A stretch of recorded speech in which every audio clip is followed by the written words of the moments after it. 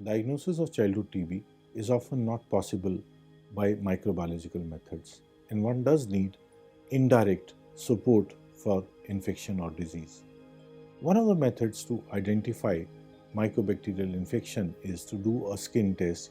It is done by several methods, and one of the commonest methods used and which is going to be taught in this particular clip is called Monto's test, where an intradermal injection with tuberculin is given. Explain the procedure and take consent from the parent or guardian. Instruments needed for the procedure are vial of purified protein derivative, that is PPD, with ice pack. This is to maintain temperature between 2 to 8 degrees. Sterile gloves, alcohol pads or spirit, tuberculin syringe, 27 gauge needles, sterile gauze, ballpoint pen, and scale for measuring. The Monto's test is a recommended TST. This is to be given on the volar surface of forearm. Cleanse the area with alcohol swab. Allow area to dry. TST is administered by injecting 0.1 ml of 2-TU RT23 of PPD solution intradermally.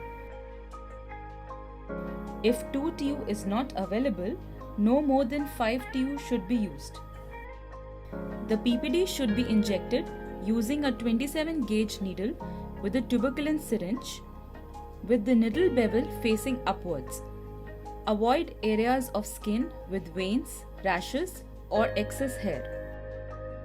Inject the antigen into the superficial layers of the skin on the volar surface of the forearm.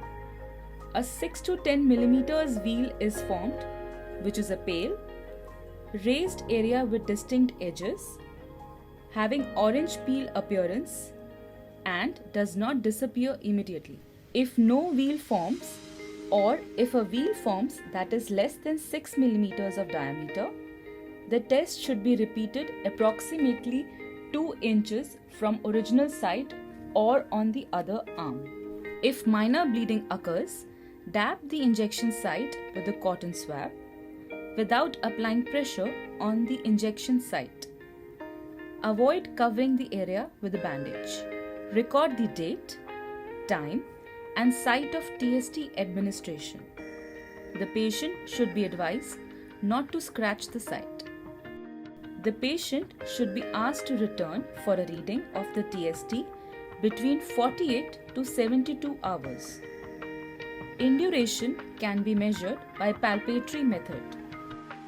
Here, we gently stroke the area around the injection site to identify any raised margins. The identified raised margins are then marked with a pen. The diameter of the indurated area should be measured across the forearm, that is, perpendicular to the long axis.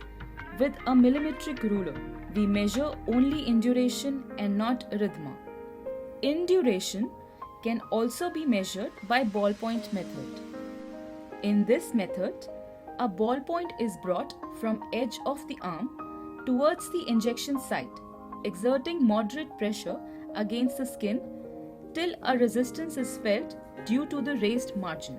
The point where resistance to pen displacement occurs determines the outer limit of the induration. The width of the reaction is thus identified across the horizontal axis of the forearm. Record results in millimeters of induration rather than as positive or negative. Additionally, report the type and strength of PPD used and the time of reading from the time it was administered.